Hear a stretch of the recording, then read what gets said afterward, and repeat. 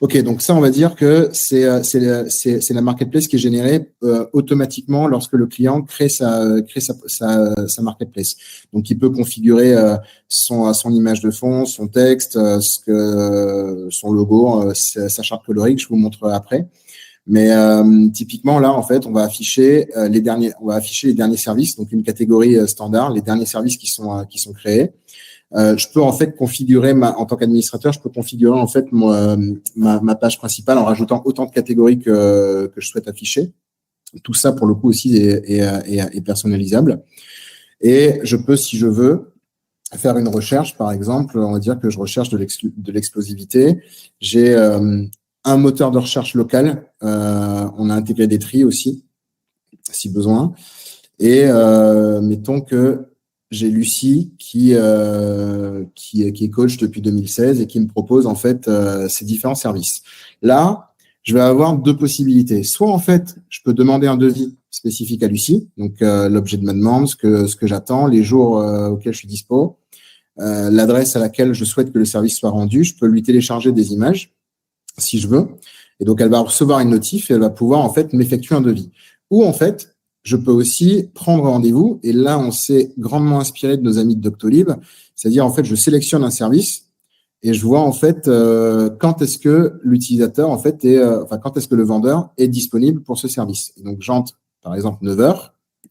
Et là, en fait, je vais devoir créer un compte et il va m'amener sur une page de paiement où je vais payer pour mon service et je vais être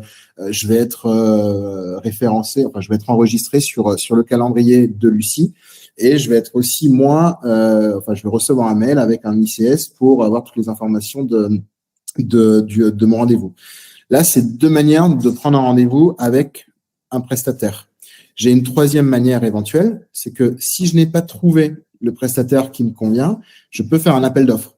Donc, je peux faire une demande ouverte où en fait je donne l'objet, je décris ce que je veux, pareil que si je l'attribue à une personne, j'envoie ma demande.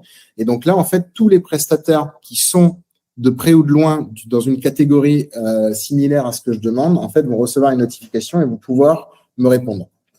Tout ce que vous voyez là, en fait, est auto-généré par Bind. Je vais me connecter en tant que vendeur. Donc, je suis Lucie. Là, j'ai mon dashboard.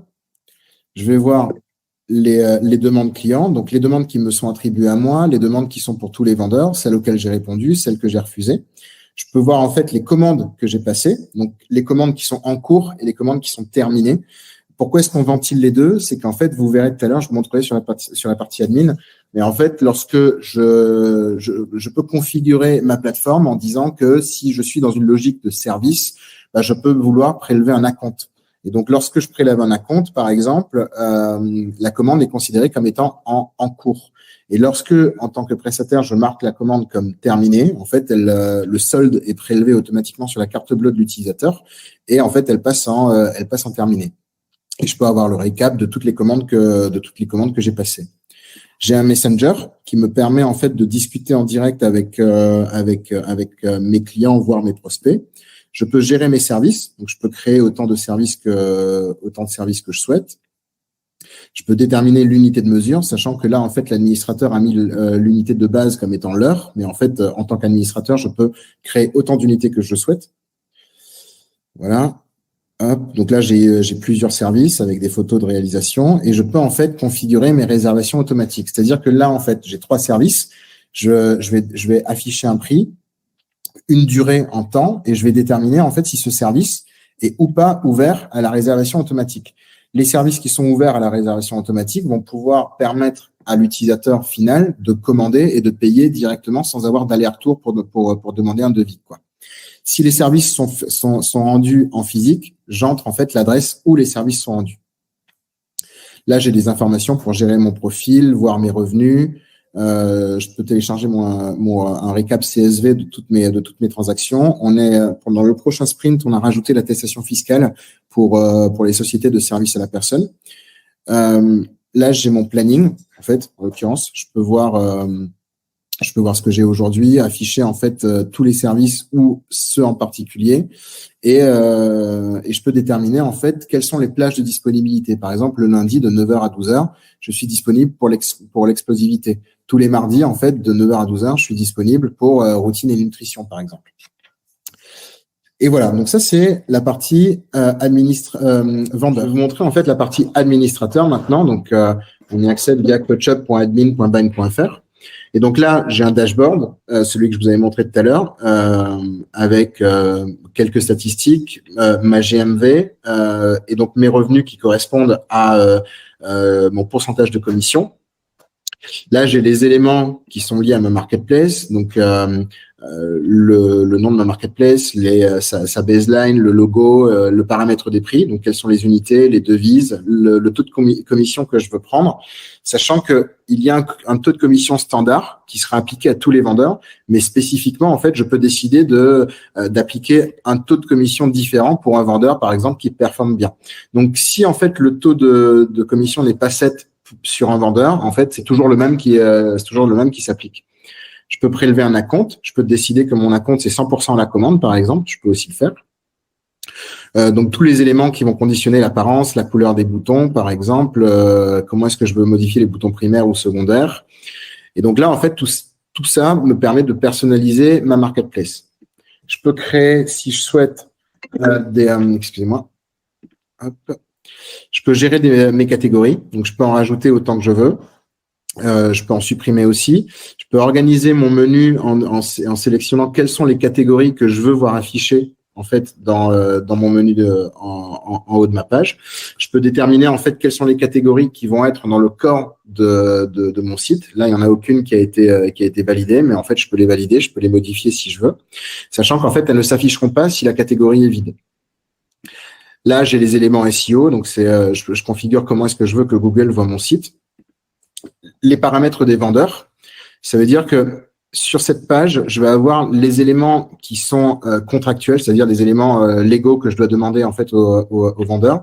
Mais en fait, je peux, si je le souhaite, par exemple, là c'était le cadre dans le cas de la FFT en l'occurrence, pour être sûr que les vendeurs sont des vendeurs professionnels, ils ont créé des champs spécifiques avec le type de champ, le titre, la description du champ et savoir en fait si ce champ il est privé ou public. S'il est privé, il est entre l'administrateur et le vendeur. S'il est public, il est visible par tout le monde. Et s'il est obligatoire, il doit être complété dans la phase d'inscription du vendeur. Et donc en fait, ça me permet en fait de venir rajouter des champs en fonction de ce que je souhaite pour les éléments que je souhaite pour le vendeur. Là, j'ai ma liste de vendeurs, donc ceux qui sont en attente de validation Stripe, ceux qui sont en attente de validation pour ma part, ceux qui sont en attente de validation de confirmation Stripe, ceux qui sont validés. Donc, je peux me connecter sur chacune des fiches vendeurs et en fait voir les différents éléments de chacun des vendeurs et ses services pour le coup. Là, j'ai des services à valider. Ça veut dire que lorsqu'un service est créé pour la première fois, je vais devoir, en tant qu'administrateur, le valider. Si, en fait, il est créé, il a été validé et que je souhaite le modifier en tant que vendeur, je suis juste notifié en tant qu'administrateur que le service a été modifié, mais en fait, ça n'impacte pas la mise à jour du service. Et je peux bien entendu, en fait, en désactiver si je souhaite. Là, j'ai la liste de clients de ma marketplace, le listing de toutes les commandes.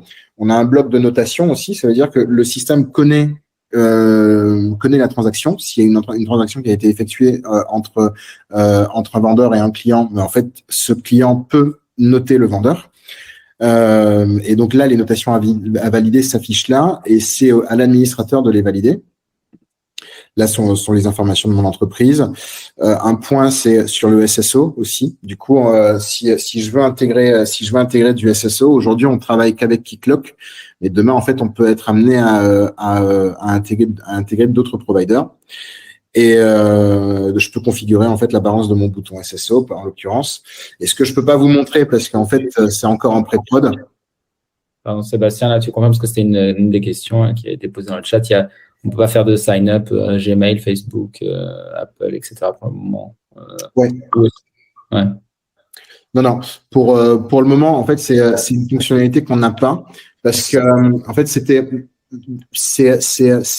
assez complexe à réaliser et en fait, ça, on l'a descopé.